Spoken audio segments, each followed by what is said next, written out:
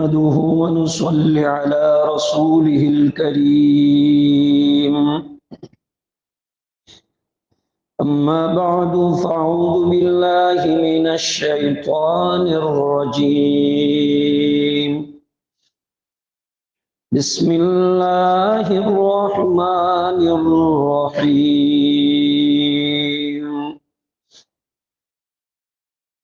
لقد كان لكم في رسول الله أسوة حسنة لمن كان يرجو الله واليوم الآخر وذكر الله ذكرا كثيرا.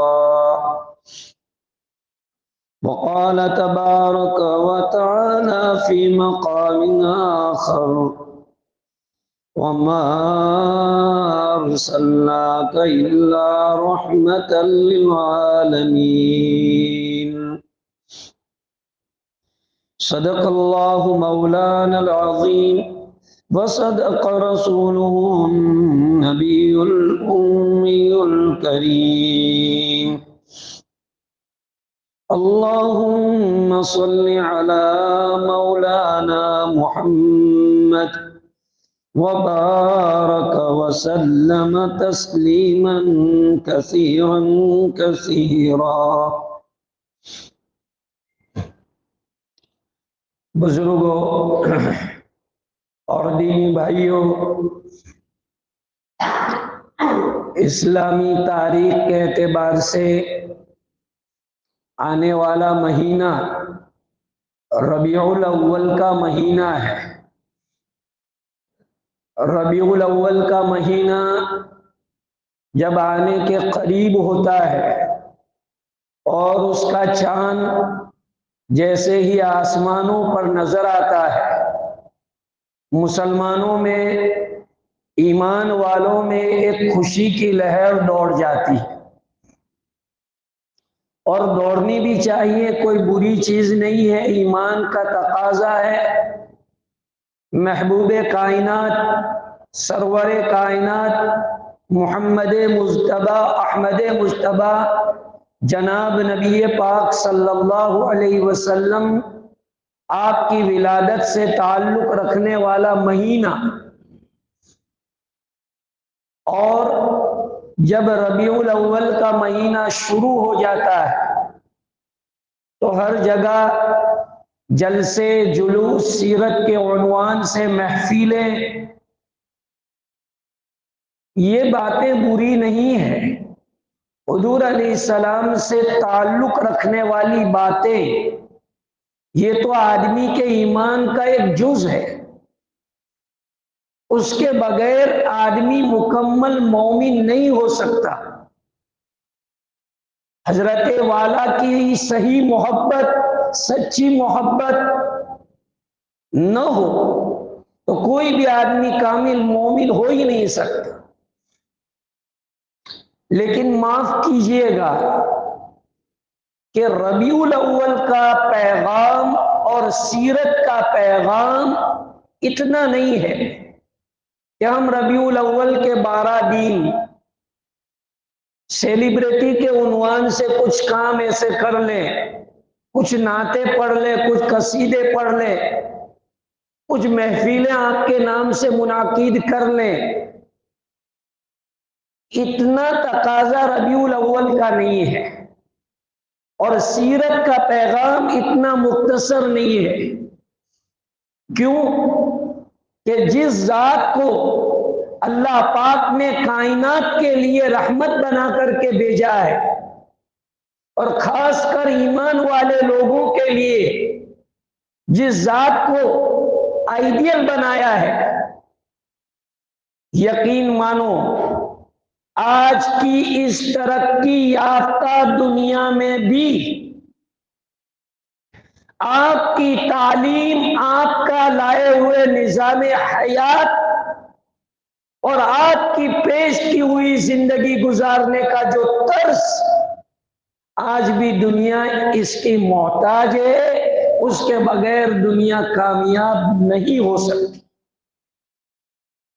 میں دعوے کے ساتھ کہتا ہوں، آپ ہیومن رائٹ کے عنوان سے جو تنظیمیں ہیں، اور انہوں نے ہیومن رائٹ کے عنوان سے یونو کے اسمبلی میں جو قانون پاس ہوئے ہیں، ایک طرف ان کے قوانین کو دیکھو اور ایک طرف جناب رسول مقبول صلی اللہ علیہ وسلم نے حجۃ الوداع کے موقع پر اپنی امت کے نام جو خطبۃ الوداع دیا تھا، اس خطبۃ الوداع کا ترجمہ پڑھو، ایک ایک حرف پڑھو، آپ کو سمجھ میں آئے گا کہ آپ علیہ السلام نے انسانیت کے نام کیا پیغام دیا ہے۔ آپ صرف ایمان والوں کے لیے نبی نہیں تھے، آپ کی پیغام صرف ایمان والوں کے لیے نہیں۔ آپ علیہ الصلوۃ والسلام نے اپنی زندگی میں امانت و صداقت، دیانت و ریادت، عفت و عصمت اور وہ پاکیزہ تعلیم عطا فرمائی کہ جو نن مسلم بھی ایک مرتبہ زندگی گزارنے کے لیے اس کو اپنائے تو میں دعوے سے کہتا ہوں کہ اس کی بھی زندگی روحانیت والی سنور جائے گی، اس کی بھی زندگی جو دنیا کی ہے وہ چین والی ہو جائے۔ آپ علیہ الصلوۃ والسلام کی آمد اور تمام انبیاء کی آمد میں سب سے بڑا پہلو جو نمایاں ہوتا ہے وہ مخلوق خدا کی خدمت، سسکتی ہوئی انسانیت کو سہارا دینا۔ یہ آپ علیہ السلام کی سیرت کا تو پہلو ہے ہی ہے، لیکن آپ سے پہلے جو انبیاء دنیا میں گزرے ہیں، جب وہ اس دنیا میں قدم رکھتے ہیں، انسانی سوسائٹی میں جب وہ قدم رنجاں ہوتے ہیں، جب وہ دکھوں سے بڑے انسان کو دیکھتے ہیں تو وہ ان کا سہارا بننے کی کوشش کرتے ہیں۔ جناب موسیٰ علیہ السلام کا وہ واقعہ آپ کو معلوم ہوگا کہ آپ مصر شہر چھوڑ کر مدین جا رہے ہیں، بے کس و بے سہارا دو لڑکیوں کو دیکھتے ہیں تو موسیٰ یہ نہیں سمجھ رہے ہیں کہ میں تو اجنبی جگہ پر ہوں، یہ اجنبی ہے، مجھے کیا لینا دینا۔ خود حالات میں ہے، خود حالات میں ہے، لیکن ان لڑکیوں کا کام کرنے کے لیے آگے بڑھتے ہیں اور کہتے ہیں قال ما خطبکما، کیا پریشانی ہے تمہاری، کیا ہے؟ یہ ہے پیغمبروں کا سیوا۔ اجنبی ہے، حالات میں ہے، تکلیف میں ہے، اللہ کے گھر میں بیٹھے ہو،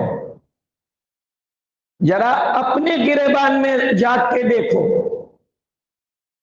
وہ تو اجنبی تھے، کیا ہمارے اپنے تکلیف میں ہوتے ہیں کبھی ہمیں دل میں ایسا احساس ہوتا ہے یار یہ بندہ بندی تکلیف میں ہے، اس کا کچھ کرنا چاہیے؟ جن کا ہم پر حق بنتا ہے۔ آپ علیہ الصلوۃ والسلام پر غار حرا میں سب سے پہلی جو وحی اتری اور اس کے بعد جو گھر آئے تو آپ پر جان و مال سے فدا آپ کی جوزہ محترمہ امت کی ماں خدیجۃ الکبریٰ رضی اللہ تعالی عنہ ایک وفادار بیوی ہونے کی حیثیت سے آپ کے بدن پر کپ کپی تاری تھی، آپ گھبرائے ہوئے تھے، پہلی مرتبہ آپ نے غار حرا میں فرشتے کو دیکھا ہے، پہلی مرتبہ یہ منظر، آپ پورے کانپ رہے تھے، بخار بدن پر تھا۔ جانتے ہو ماں خدیجۃ الکبریٰ رضی اللہ تعالیٰ عنہ نے کیا تسلی دی، کیا دھارس دلائی؟ بخاری شریف کی فصل روایت کے اندر یہ آیا ہوا ہے، باب کان کیف بدی الوحی، یہاں سے امام بخاری نے چیپٹر شروع کیا ہے کہ وحی کا آغاز کیسے ہوا۔ اس روایت کے اندر حضرت امام بخاری الفاظ لائے ہیں کہ حضرت ام المومنین خدیجۃ الکبریٰ رضی اللہ تعالیٰ عنہ نے کہا کلا واللہ لا یخزیک اللہ ابدا انک لتصل الرحم وتکسب المعدوم وتقری الضیف وتعین علی نوائب الحق. یہ بخاری شریف کے الفاظ ہے کہ اللہ آپ کو کیسے ضائع کریں گے. آپ کے اخلاق تو دیکھیے کہ آپ صلہ رحمی میں آگے آگے رہتے ہیں اور آپ جو معدوم قسم کے لوگ غریب قسم کے لوگ ہوتے ہیں آپ ان کی مدد کرتے ہیں, آپ ان کا سہارا بنتے ہیں. حق کے راستے میں جو مصیبتیں پریشانیاں آتی ہیں ان کے لیے آپ ان کے دکھ کا درما بن جاتے ہیں. مہمانوں کی مہمان نوازی چاہے وہ اجنبی کیوں نہ ہو, ایسی صفات کا کوئی آدمی ہو اللہ اسے کیسے ضائع کرے گا. اس لیے آپ کو اللہ ضائع نہیں کرے گا. یہ ماں خدیجۃ الکبریٰ رضی اللہ تعالیٰ عنہا نے آپ کی وہ صفات بیان فرمائی ہے کہ آپ کے ہر عاشق کو اپنے اندر پیدا کرنے کی کوشش کرنی چاہیے. معاف کیجئے بزرگوں, عشق رسول زبانی دعوے کا نام نہیں ہے. عشق رسول چند اشعار آپ کی تعریف میں پڑھ لینے کا نام نہیں ہے. عشق رسول چند مرتبہ زور زور سے درود پاک پڑھ لینے کا نام نہیں ہے. عشق رسول کیا ہے؟ عشق رسول یہ ہے کہ آپ کی سچی محبت, آپ کا دیا ہوا نظام حیات, آپ کا دیا ہوا دستور العمل بندہ اپنی طاقت کے مطابق اپنے اندر اس کو لانے کی کوشش کرے, پریکٹیکلی سیرت اپنے اندر پیدا کرے. اللہ کا قرآن دعویٰ کر رہا ہے لقد کان لکم فی رسول اللہ اسوۃ حسنہ. 21ویں پارے کے اندر اللہ پاک نے تمام ایمان والوں کو یہ کہا ہے کہ اگر پوری انسانیت میں کوئی آئیڈیل بنائے جانے کے لائق ہے تو واحد ایک ہستی ہے جس کو اللہ نے تمام اینگل سے بہتر بنایا تھا. ہر آدمی آپ کی ذات کو لائق بنا آئیڈیل بنا سکتا ہے. ہر آدمی چاہے پڑھا لکھا ہو, بے پڑھا لکھا ہو, مالدار ہو, غریب ہو, ذمہ دار ہو, ماتحت ہو, کوئی بھی, آپ کی وہ تعلیمات ہیں. اس لیے بزرگوں ربیع الاول کا مہینہ آتا ہے, خوشی اپنے ساتھ لاتا ہے, لیکن ایک پیغام بھی اپنے ساتھ لے کے آتا ہے. نبی کے نقش قدم جنت کے ہے راستے. در حقیقت نبی کے نقش قدم سے آدمی کو جنت ملتی ہے, اور نبی کا نقش قدم یہ ہے جو میں نے آپ کو بتایا کہ جب ایک بھی اسلام کا حکم آیا ہوا نہیں ہوتا ہے اس سے پہلے نبی کے دل میں انسانیت کا دکھ اور درد پیدا ہو جاتا ہے. خصوصاً مظلوم طبقہ, غریب طبقہ, جن کے اوپر پہلے سے اتیاچار ہو رہے ہوتے ہیں, ان کے بارے میں نبی بے چین ہو جاتے ہیں. قرآن کریم میں آپ پڑھیے بنی اسرائیل پر کیا تھا. فرعون نے اتیاچار کی حد کر رکھی تھی, تو جناب موسیٰ علیہ السلام کو مسیحا بنا کر اللہ پاک نے بھیجا. ابھی کوئی بھی حکم حلال حرام کا نہیں تھا, کوئی بھی حکم عمل کے تعلق سے نہیں تھا. پہلی بات یہ تھی کہ یہ اتیاچار اور یہ ظلم ان سے دور کرا. اللہ کے رسول صلی اللہ علیہ وسلم نے مکہ میں حلف الفضول نام کا ایک ایگریمنٹ کیا تھا, جس میں یہ تھا, ایک کمیٹی بنائی تھی اور یہ کہا تھا کہ ہم پورے مکہ میں اور پورے جزیرۃ العرب میں کسی پر ظلم ہونے نہیں دیں گے، کوئی بھی ہو، چاہے وہ نن مسلم کیوں نہ ہو، مشرک کافر کیوں نہ ہو، ہم ان پر ظلم ہونے نہیں دیں گے۔ ہمارے دیکھتے اور ہمارے موجود ہوتے ہوئے کوئی کسی پر ظلم کرے، یہ ہم ہونے نہیں دیں گے۔ اور یہ صرف زبانی باتیں نہیں تھی، صرف زمینی باتیں نہیں تھی، آپ نے پریکٹیکلی لوگوں کو کر کے دکھایا۔ آپ خود لوگوں کا بوجھ اٹھاتے، لوگوں کی تکلیفیں برداشت کرتے، لیکن لوگوں کو راحت پہنچانے کی کوشش کرتے تھے۔ بخاری شریف میں روایت ہے، الخلق کلہم عیال اللہ، مخلوق ساری کی ساری، اس میں سب آ گئے، سارے انسان، سارے جانور، سارے چرند، سارے پرند، سب اس کے اندر داخل ہو گئے۔ مخلوق ساری کی ساری اللہ کے کنبے اور اللہ کے عیال اور اللہ کی فیملی کی طرح ہے، اور اللہ کو سب سے پیارا بندہ وہ ہے جو اللہ کی مخلوق کے ساتھ اچھی طرح رہتا ہے۔ میں اللہ کی مخلوق بول رہا ہوں، نہ کہ میں مسلمانوں کے ساتھ، نہ کہ مومنوں کے ساتھ، نہ کہ اپنوں کے ساتھ، نہ کہ انسانوں کے ساتھ، میں آپ کو جو بتا رہا ہوں پوری مخلوق کے ساتھ۔ ہماری تعلیم تو یہ ہے، ذرا اسلام کو کوئی پڑھے دیکھے تو اسے شرم آئے گی ٹیررسٹ کی نسبت کرتے ہوئے کہ ایسے دھرم کے ساتھ ٹیررسٹ کی نسبت، جس میں جانور کو بیجا ستانے کا حکم نہیں ہے، جانور سو رہا ہو اور تمہیں کوئی تکلیف نہیں ہے تو اسے جگانے کا حکم نہیں۔ ایسا مذہب رسول اکرم صلی اللہ علیہ وسلم نے اپنی پوری 63 سالہ زندگی میں، زندگی کا وہ نظام، وہ قوانین ہم کو دیے ہیں کہ قسم خدائے پاک کی کھا کے کہتا ہوں کہ اگر انسانیت آج بھی سکون چاہتی ہے تو چاہے کتنے ڈیولپ تمہارے نظام ہو رہے ہوں، لیکن اس کے بغیر تمہیں چھٹکارا نہیں ہے۔ کوئی بھی تعلیم لاؤ، آپ سائنس دنیا کے اندر ریسرچ کر کے کوئی بندہ دیکھ لے، آخر اس کا نتیجہ وہیں پہنچے گا جو آقا نامدار تاجدار مدینہ صلی اللہ علیہ وسلم نے 1400 سال پہلے بالکل آسانی اور سستی تعلیم دی تھی۔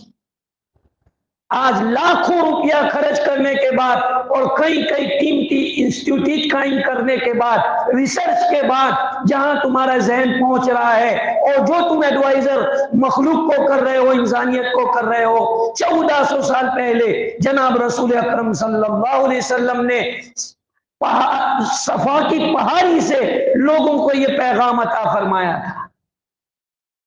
اس لیے بھائیوں، ربیع الاول کا مہینہ آ رہا ہے، اپنے اندر ایک پیغام لے کر کے آ رہا ہے، ایک سیرت لے کے آ رہا ہے۔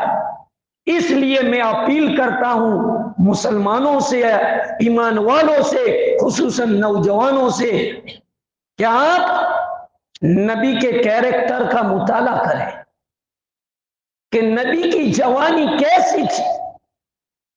آپ نبی کی جوانی کا مطالعہ کریں، بے داغ جوانی، نبوت سے پہلے بھی۔ کوئی یہ کہے کہ بھائی نبی بننے کے بعد، تو بتایا نہیں، نبی بننے سے پہلے بھی ایک واقعہ آپ کی زندگی کا ایسا نہیں ملتا جو آپ کی سیرت کو، آپ کے کردار کو داغدار کر دیتا ہو۔ میرے لیے، آپ کے لیے اور تمام انسانوں کے لیے یہ ہے کہ پاکیزہ زندگی گزاریں، لوگوں کے حقوق ادا کریں، مظلوموں کی مدد کریں، خصوصاً ہمارے وہ رشتہ دار جن کا رشتہ خونی ہے، بلڈ ریلیشن شپ جو ہے، ہم ان کی مدد کریں۔ رسول اکرم صلی اللہ علیہ وسلم کے چچا غریب تھے، اور آپ کے دو دو بیٹے تھے، تو ایک تو ہیلپ یہ ہے کہ ہم 5,000 10,000 20,000 25,000 دے دیتے ہیں، لیکن اللہ کے رسول صلی اللہ علیہ وسلم نے جو ہے ہم کو اور پوری امت کو مدد کا ایک طریقہ بتایا کہ مدد کا طریقہ یہ ہے کہ انہیں ان کے پیروں پر ایسا کھڑا کیا جائے کہ آئندہ وہ محتاج نہ رہے۔ چنانچہ آپ علیہ الصلوۃ والسلام نے حضرت علی رضی اللہ تعالیٰ عنہ کو اپنی پرورش میں لے لیا، چچا کا بوجھ ہلکا کر دیا کہ میرے پاس کوئی لڑکا نہیں ہے، میں ان کو اپنے لڑکے کے طور پر پالوں گا۔ چنانچہ حضرت علی کی پرورش کی، بڑا کیا، شادی کرائی اور ان کو جو ہے پورے طور پر تجارت میں لگایا اور دنیا کے سامنے یہ مثال قائم کی کہ تم اپنوں کو ساتھ دینا چاہتے ہو تو اس کا طریقہ یہ ہے۔ آپ علیہ الصلوۃ والسلام کے پاس ایک آدمی اپنی ضرورت کے لیے آتے ہیں، قسم خدائے پاک کی میں آپ کو بولتا ہوں کبھی ایسا نہیں ہوا کہ کوئی آپ کے پاس ضرورت لے کے آیا ہو اور وہ بلا کچھ لیے بغیر خالی ہاتھ وہ چلا گیا ہو، ایسا کبھی نہیں ہوا۔ آپ علیہ السلام نے اسے کچھ نہ کچھ دے کر کے بھیجا۔ ایک آدمی آئے اور اپنی زندگی کا رونا رویا کہ رسول اللہ میرے پاس تو کچھ بھی نہیں ہے، میں بہت پریشان ہوں۔ دیکھو امت کو حضور اس سے پیغام دیتے ہیں، ایک تو یہ تھا کہ حضور وقتی طور پر اس کی روزی روٹی کا انتظام کر دیتے، 2 ٹائم کا کھانا یا اس طرح سے کچھ پیسے دے کے اس کا انتظام کر دیتے، کوئی راشن پانی کا انتظام کر دیتے، لیکن حضور نے ایسا نہیں کیا۔ حضور نے کہا تمہارے پاس کچھ بھی ہے؟ کچھ ہے؟ کہاں میرے پاس 1 درہم ہے۔ کہ لاؤ 1 درہم لیا اور اپنے پاس سے کچھ ملایا، کلاڑی اس کی خریدی، کلاڑی بنائی اور اس کو کہا کہ لو 15 دن تک تمہاری شکل میں یہاں نہ دیکھو، 15 دن تک تم محنت کرو۔ چنانچہ وہ فرماتے ہیں کہ حضور علیہ الصلوۃ والسلام کے کہنے کے مطابق 15 دن برابر محنت کی اور کمایا تو اللہ پاک نے برکت دی اور وہ جو ہے مانگنے سے بے فکر ہو گئے۔ یہ ایک نمونہ قائم کیا حضور نے مدد کا کہ ایک تو یہ ہے کہ آپ نے 5,000 10,000 کسی کو دے دیے زکوٰۃ کے صدقے کے جو بھی ہو، ایک مدد یہ بھی ہے، اور ایک مدد یہ ہے کہ آپ اس کو ایسی مدد کرو کہ زندگی بھر وہ تو کیا اس کے آنے والی نسلیں تمہیں دعائیں دیں، اسے پڑھاؤ لکھاؤ، اسے تجارت میں کامیاب بناؤ، تجارت کے اس کو اصول سکھاؤ، دیانتداری سکھاؤ۔ یہ حضور علیہ الصلوۃ والسلام نے مدد کے طریقے بتائے ہیں۔ اس لیے میرے بھائیوں میرا آپ سے کہنا یہ ہے کہ الحمدللہ ربیع الاول کا مہینہ آ رہا ہے، بڑی خوشی کا مہینہ ہے، اور شریعت کی حدود میں رہ کر آپ خوشی مناؤ، محسوس کرو، کوئی مسئلہ نہیں ہے۔ مفتیان کرام آپ کو جن جن چیزوں کی اجازت دے اس کے مطابق آپ اپنی خوشی کا اظہار کر سکتے ہیں، لیکن فقط اس کے اوپر محدود نہ رہا جائے، بلکہ ضرورت ہے کہ آپ کی سیرت کو لوگوں کے سامنے عام کیا جائے، خود بھی دل سے یقین کے ساتھ آپ کی سیرت پر عمل کریں، انشاءاللہ فزیکلی اعتبار سے بھی آپ کو فائدہ پہنچے۔ جی ہاں، میں دعوے سے کہہ رہا ہوں کہ سائنس آج ہم کو جو مہنگی دوائیں ہماری جسم کی تندرستی کے لیے، ہماری ہیلتھ کو صحیح سلامت باقی رکھنے کے لیے جو فارمولے دے رہی ہے، ہمارے نبی نے ہمیں کئی سستے فارمولے ایسے عطا فرمائے۔ مثلا منہ کی صفائی، سائنس کیا کہتے ہیں؟ منہ کی صفائی، یہی تو حقیقت ہے، یہیں سے تو سارے بیکٹیریا جاتے ہیں۔ اللہ کے رسول صلی اللہ علیہ وسلم نے ہم کو مسواک کی کتنی تاکید بیان فرمائی اور کتنی سستی اور کتنی بہترین چیز ہمیں دے دی۔ یہ تو ایک ایگزامپل میں نے دیا، ایسی کوئی بھی چیز حضور علیہ السلام، آج لوگ صفائی سائنس مانتی ہے، ڈاکٹر حضرات کہتے ہیں بھائی جہاں تک ہو سکے صفائی۔ کیا صفائی کا نظام حضور نے نہیں دیا؟ حضور علیہ الصلوۃ والسلام نے تو صفائی کو آدھا ایمان قرار دیا. کیا طہارت نصف ایمان، یہ حدیث میں ہے. صفائی ستھرائی کو حضور نے آدھا ایمان قرار دیا. تو کوئی نظام ایسا نہیں ہے جو نبی نے امت کو نہ دیا ہو. تو میری آپ کی کمی ہے کہ ہم جو ہے پڑھتے نہیں ہیں، سنتے نہیں ہیں، یا جو ہے سنی انسنی کر دیتے ہیں. اللہ پاک امت کو اپنے نبی کی سیرت کو اپنانے کی توفیق عطا فرمائے، اور آپ کے ربیع الاول کے پیغام کو اللہ پاک پوری دنیا میں عام اور تام فرمائے. یقین رکھو بھائیو، اس پیغام پر عمل کیے بغیر دنیا کو کبھی بھی چین سکون اور امن میسر نہیں ہوگا. یہ میں دعوے کے ساتھ کہہ رہا ہوں. اگر دنیا چاہتی ہے کہ دنیا میں امن بنا رہے، لوگوں کو شانتی ملتی رہے، تو واحد اس کا ایک ہی وکلپ ہے، حضور علیہ الصلوۃ والسلام کا دیا ہوا نظام دنیا اپنا لے، اس سسٹم کو اپنے اندر پیدا کر لے. انشاءاللہ العزیز ایمان لانا نہ لانا وہ تمہاری بات ہے، وہ اللہ نے تمہاری قسمت میں لکھے ہوگی تو ہدایت دے گی. لیکن ہماری اتنی دعوت ہے کہ ہمارے نبی نے جو سسٹم دیا ہے اس سسٹم کو ایک مرتبہ لے کے اپنا کے دیکھ لو. آج تک تم نے کتنے سسٹم اپنائے اور منہ کی کھائی، رسوا ہوئے. کتنے انگریزوں کے بنائے ہوئے سسٹم اور کتنے میڈیکل لائن کے ماہرین کے بنائے ہوئے سسٹم دنیا نے دیکھے، اور آخرکار ان کو سوری کہنا پڑا. لیکن انشاءاللہ کبھی بھی جو ہے یہ موقع نہیں آئے گا کہ علماء کرام یہ کہے کہ سوری ہم نے آپ کو جو حضور کا نظام اپنانے کے لیے کہا تھا لیکن ہم اس میں کامیاب نہیں ہوئے. انشاءاللہ ایسا کبھی نہیں ہوگا. اس لیے مسلمانوں خاص طور پر اپنے نبی کا دیا ہوا ایک لائف اسٹائل، ایک نظام اور ایک جو سیرت ہے اس کو اپناؤ. انشاءاللہ اللہ پاک ہم کو جو ہے تندرستی بھی دیں گے، باطنی سکون بھی عطا فرمائیں گے، اور محبت و بھائی چارگی کی ایک زندگی نصیب ہوگی. اللہ مجھے اور آپ کو عمل کی توفیق عطا فرمائے. وآخر دعوانا الحمدللہ رب العالمین.